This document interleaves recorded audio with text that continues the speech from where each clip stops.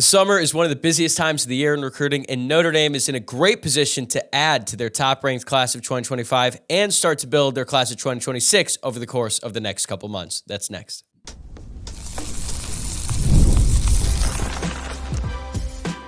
You are Locked On Irish, your daily podcast on the Notre Dame Fighting Irish, part of the Locked On Podcast Network, your team every day. What's going on, and welcome into another edition of Locked On Irish, your daily Notre Dame podcast. And today is Thursday, May 16th. And thank you for getting your day started right here by making this your first listen of the day. I'm Tyler Wojciak, and I'm the host. I'm a Notre Dame alum and producer at Fox Sports.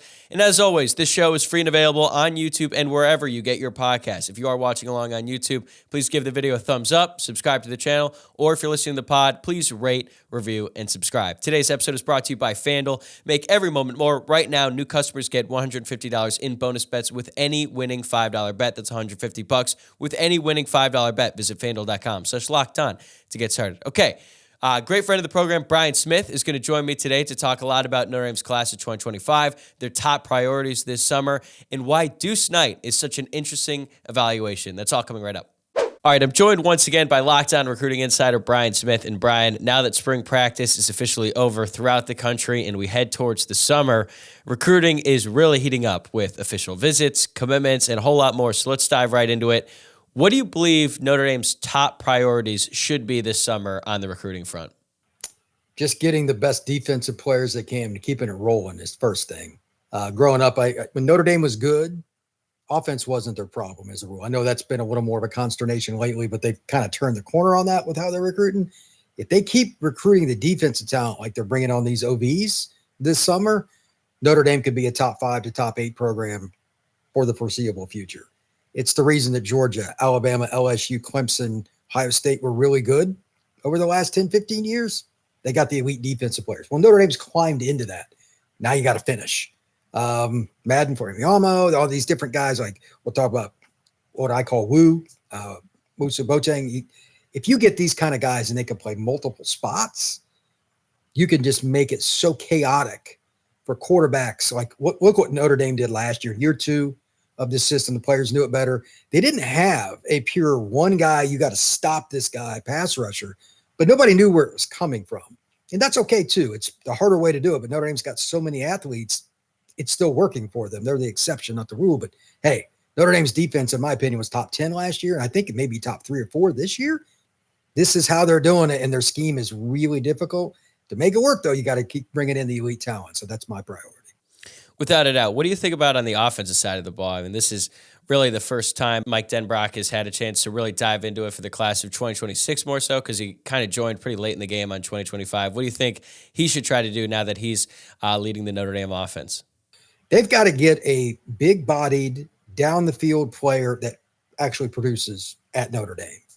There have been some disappointments in the last 10 years, guys that either flamed out, transferred, injured, etc. They need another boundary receiver that's a dominant player. They got plenty of guys that can play slot or out wide. Boundary's the hardest. 6'2" and up, 200 pounds and up, they can run. When you have that guy, it makes it really hard for defenses to manipulate their safeties the way they want towards the field, because it's one-on-one back there. If you got to put a second guy over it, changes the run defense and everything else. The guy I just love his film, and I don't know if you've watched him, but the kid that I like is Dylan Robinson, a recent offer they made. He's out of Bonita High School. It's outside of Los Angeles. That's the kind of, to put it in comparison, a couple of the guys that played at University of Washington this last year, from a frame standpoint, how they came out of high school, would fit this kid. I'm not saying he's going to be as productive as like Polk or one of those guys at UW, but I mean, it's pretty obvious. Denbrock was incredibly successful at LSU. He did really well at Cincinnati, considering what he had. At Notre Dame, he's going to have better athletes than he did at Cincinnati. Maybe not the same receivers LSU does, but they're on the cusp of that. They add 1 or 2 more guys like that. They've got all the shifting players and stuff they need now. They would have a dominant offense. I'd like to see them get another offensive tackle. I always say that, even if they've got guys, that always worries me, but they're in pretty good shape there. It's the receiver that I really want to see. Right. I totally agree with you on the receiver front. And you mentioned adding more talent to the defensive side of the ball. And since the last time you and I spoke, Dallas Golden, the 4-star defensive back out of Florida, committed to Notre Dame. And you and I have talked a lot about Golden in the past.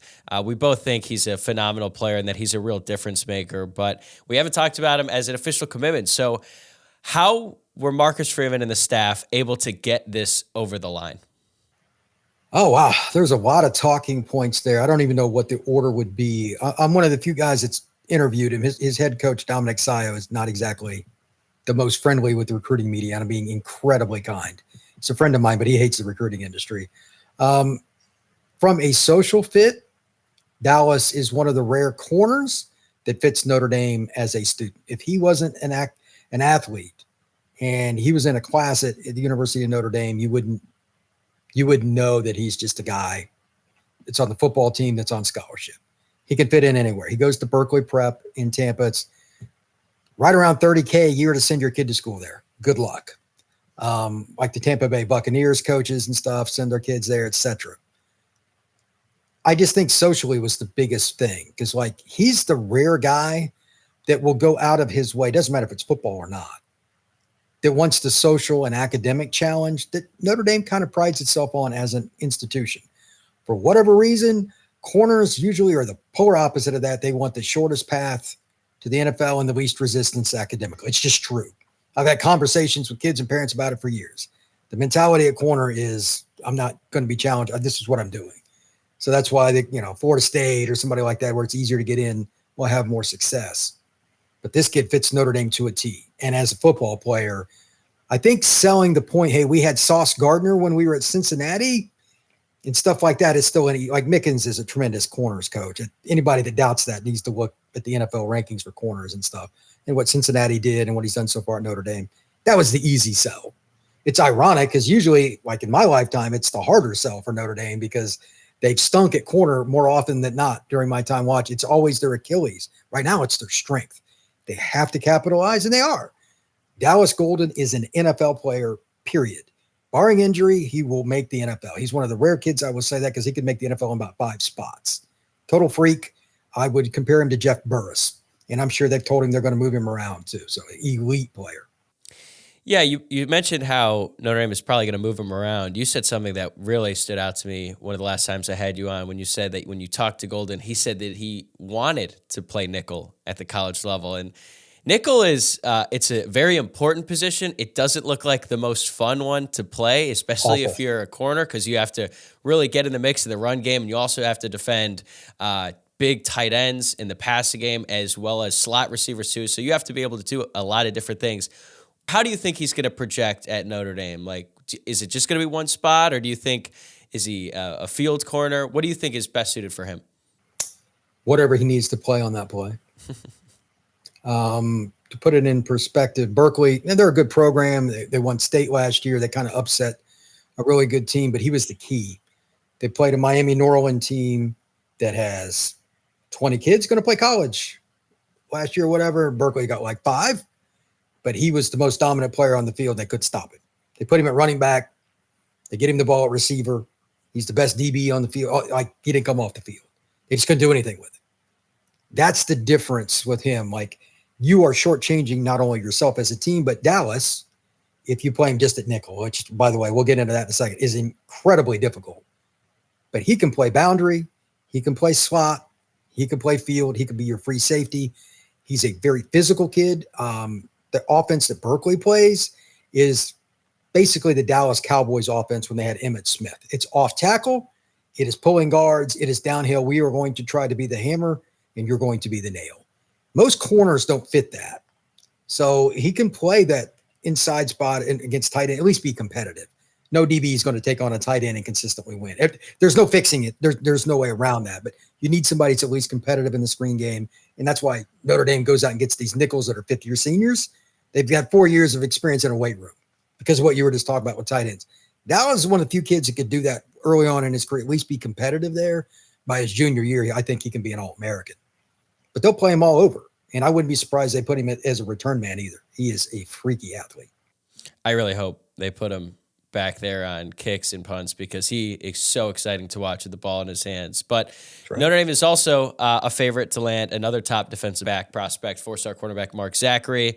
He's going to commit in about a week and a half on May 25th. And if the Irish were to land him, that would be their 5th defensive back in the class and the 3rd ranked in the top 100 nationally.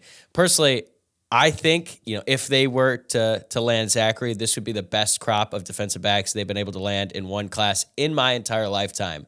What are your thoughts on this group as a whole if Zachary does commit to Notre Dame?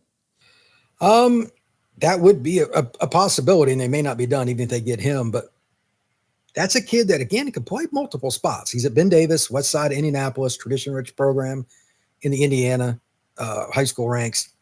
I don't think there's one spot for him either.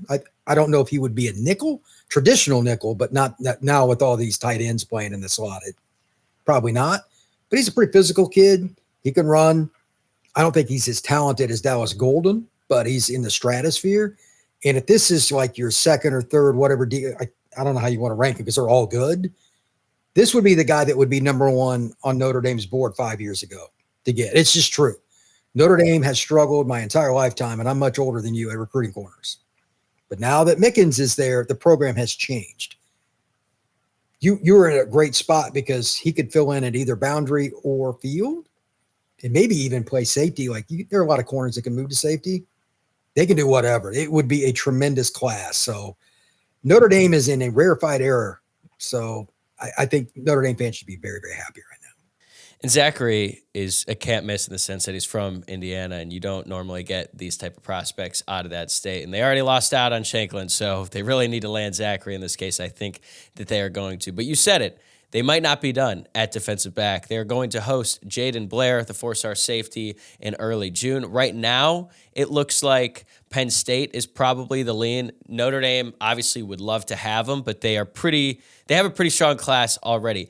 How would you compare Jaden Blair to the other defensive backs that have already committed in this class? He's the most unique because of his length. I would say conservatively, he's a 6'3" kid.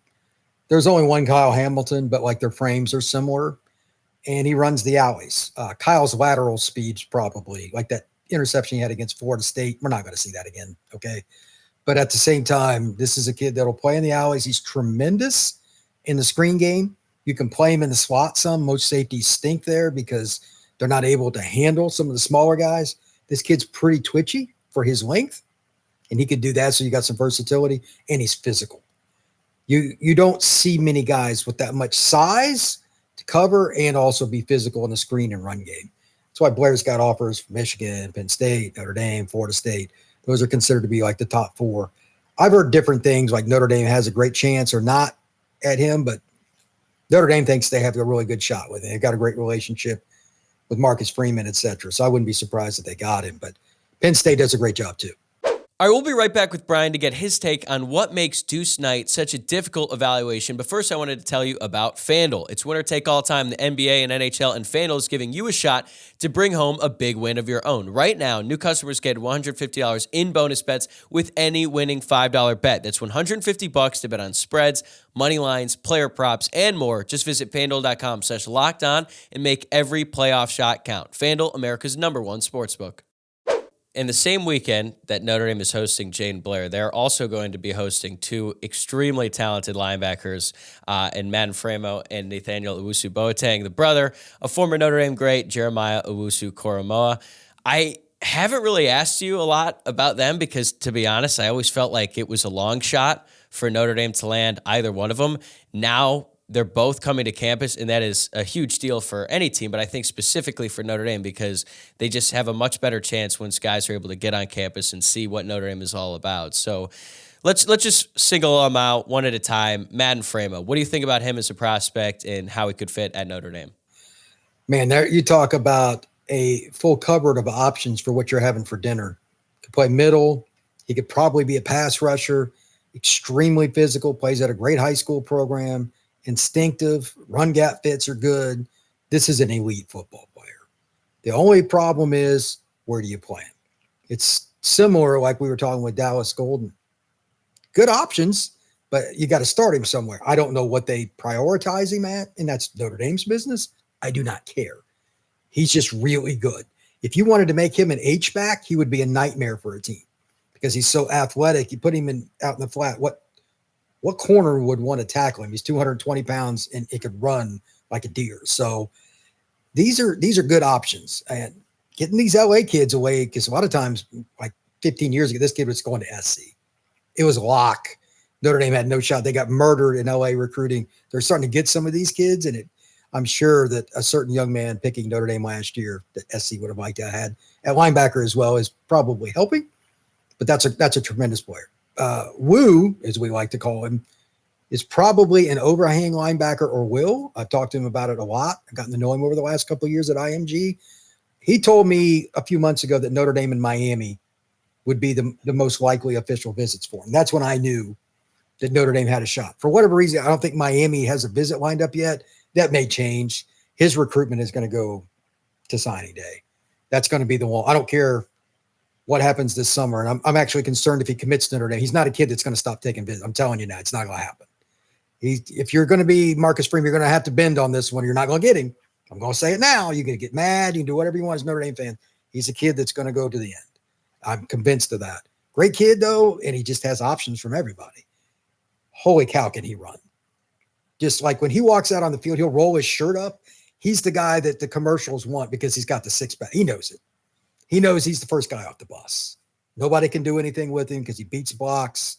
He can play 3-4 positions. Elite player.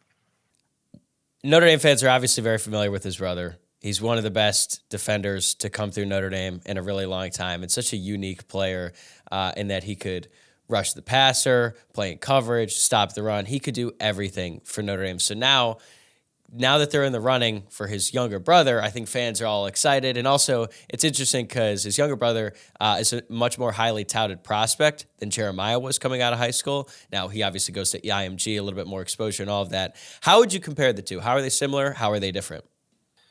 Wu has been trained in a different environment. I forget the high school that his older brother attended, but he was 195-ish, something like that coming out of high school. Wu is roughly 210 now. And like, you can't find an ounce of fat. Like, it's to the point where it's like dangerous how muscular. It's insane. Like, it doesn't look like a human being. And he just takes it serious. IMG has 2 weight rooms that are like NFL level, literally on their campus. I know. I worked there at one point. That's a different deal than a regular high school. And he's very linear in his thought process. I'm going to the NFL. And he's right. He's one of the few kids that should think that way because he's very intelligent and he has athletic gifts that you cannot teach. And when he hits somebody, it's a YouTube moment. I've seen it multiple times right in front of me. So I just don't think his brother came in at the same spot. And like the amount of physical growth his brother took once he got to Notre Dame was huge. Wu won't. It's rare. They're probably going to maintain more than anything else, just like conditioning. That's it, because he's going to play at 215 and be that guy that just runs around everybody. You can't get to the spot. They don't have to do much with him. Very few linebackers are ready-made. Wu will be one of them. Yeah, JOK kind of took everyone by surprise because it took him a little bit. He came in as a developmental prospect, then redshirted his first year, got hurt his sophomore year, and then it was really that Georgia game back in 2019. He was good, man. I remember that. I was at that game, and I was like, oh, my God, he's in on every single tackle. And, going up against Georgia, there's obviously a difference in athleticism and speed and all that. Not with him. He could keep up with every player on the field. Yeah, he was the guy. It was unbelievable. DeAndre Swift was running, like he was chasing after him, and he got him a couple times. So obviously would be very exciting if Notre Dame were able to land him. Okay, now let's switch over to the offensive side of the ball. It would not be a show if we didn't talk about Deuce Knight in some capacity, but you put something out on Twitter about a month ago that I thought was really interesting. You said that Deuce Knight is the most difficult prospect to grade that you have scouted in over 30 years. So what makes Deuce Knight such a unique evaluation? 6'4.5". I think he's, what was he told me? He's 205, 207 when I talked to him recently. The way he's built, and I grew up in Indiana, like it's basketball state. He reminds me a lot of the two guards that were like Notre Dame, Indiana, Ohio State would have recruited. 42-plus inch vertical, literally. He's a 40-yard dash guy. Like I was watching the 40 when he was coming down the line at the Elite 11. I'm like, that does not look like a quarterback. I know what a quarterback looks like in the 40.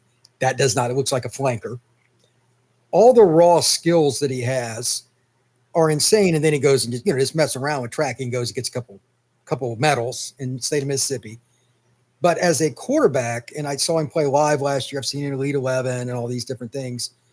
He still hasn't been coached on the post-snap reads and all that stuff. So there's this wide gamut of we don't know. If there was ever a boomer bust prospect, just purely as a quarterback, it's Deuce.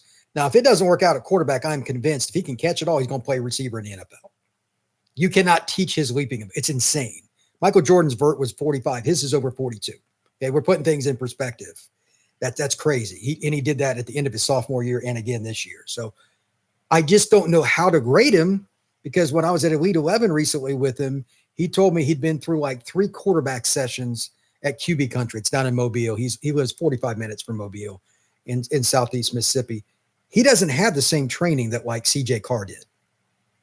I mean, they're polar opposite in terms of their upbringings. I can look at things that CJ does and on film, especially if there's any kind of vertical angle you can see down, he sees things differently. Well, here recently, Deuce, to his credit, has started seeing the second and third options. And his arm talent is like CJ's got pretty good arm. He does not have Deuce's arm. Deuce can barely flick it, and he throws it through somebody's head.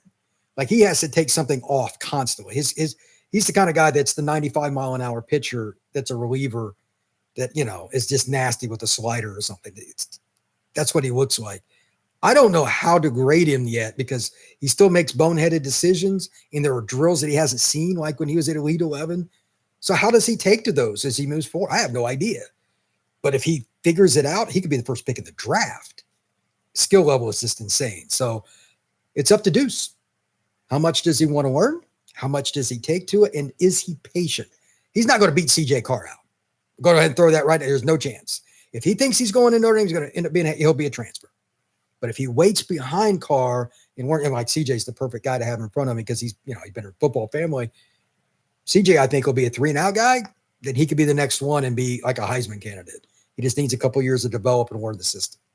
Yeah, that's exactly how I look at the situation, because obviously you want to have both guys. And if the timeline works out perfectly for Notre Dame, CJ Carr sits this year, he probably starts next year, starts for 2 years, and then is good enough to go on to the NFL, which means that Deuce Knight would come to Notre Dame's campus, probably redshirt his first year, be the backup his second year, and not really play until his third year.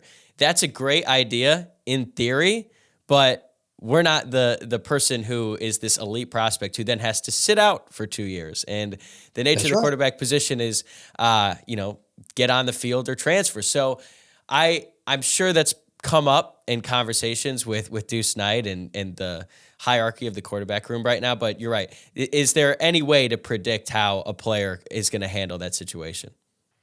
Not in my experience, because it's not just the player, it's the mother, it's the high school coach, it's all the people around. I don't know what that's going to be like. It's very difficult. And unfortunately, I don't think we're going to see much change with that going forward. People get less patient, not more. So Notre Dame's just got to do the best they can. And Deuce really likes Notre Dame, but I can't answer whether or not he's going to be patient enough to go to Notre Dame for 2 years and not play. That's impossible. Yep, totally agree. Okay, we talked a little bit about the receivers at the beginning of the show, and to me, I think this is still the biggest weakness in the class, but that could change a lot if they're able to land Derek Meadows, who is an absolutely elite prospect and has all the physical tools that you talked about earlier, just being such a big body receiver who can make plays downfield. But they're also in the running for a couple other guys, Javen Boggs, who was there for the spring game, Tanuk Hines, Dylan Robinson, a couple others as well. Obviously, landing Meadows is the top priority, but if they aren't able to land him, what are the other wide receiver prospects that you like that Notre Dame is currently in the running for? Hines is really good. He's a kid from Houston that can really run. Track kid. I think he's got a high upside. He can play flanker or he could play slot. I don't think they're going to get Meadows. That's the feeling from behind the scenes. For whatever reason, they're not going to get him. But I know I mentioned him earlier. I really like the Robinson kid. Similar frame, big body guy, not as tall as Derek, but he's very productive. He's a kid that's going to take an OB. He's a really good guy. I think those are the two most likely. Boggs, I don't think is going to end up at Notre Dame from what I heard recently. Look for Texas there, but they're in the mix. So we'll see. But Notre Dame's in a much better spot than they were let's say 6 weeks ago, because the list was too short. And now they've expanded it, and sometimes it works, sometimes it doesn't. But if they got Robinson and Hines, they'd be in really good shape. Are you able to share what happened with Meadows? Because it felt like Notre Dame was the leader, and now it's sort of shifted in the other direction. I don't know what it is, but I've just been told that like it's more SEC likely now. I don't know. It could be NIL. It could be he just wants to play in the SEC. I don't know. That's a good question. I've only met him once, and I don't know him. I don't have his number to call him, but that was kind of random to me too. So we'll see, because if he comes back for another OB, things could change again. That's happened with Notre Dame so many times in my life. You just got to wait till the visits get taken care of. Then you make the decision. Right, and he's scheduled to visit on June 14th, so I'm sure we'll know a lot more after that official visit. Okay, last question before we let you go, and it's a big picture question.